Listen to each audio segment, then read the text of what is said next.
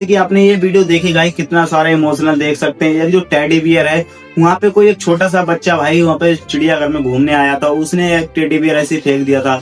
और जो वो छोटा सा बच्चा, जो बंदर का बच्चा, उसकी माँ भाई गुजर चुकी है, उसकी माँ की डेथ हो चुकी है। तो इसीलिए भाई को टेडी बियर अपने साथ लेके घूमता है, वो अपनी माँ को उसमें महसूस कर रहा है। गाइस आप देख सकते हैं कैसे बहुत ही ज्यादा ऐसी वीडियो वायरल हो रही है। गाइस आप जी ये वीडियो देख के गाइस ये अंदाजा तो मुझे लग ही गया कि गाइस अपने जितने भी होते हैं भाई साथ नहीं देते हैं। इसी तरीके से देख सकते हैं इंसान भी होते हैं जो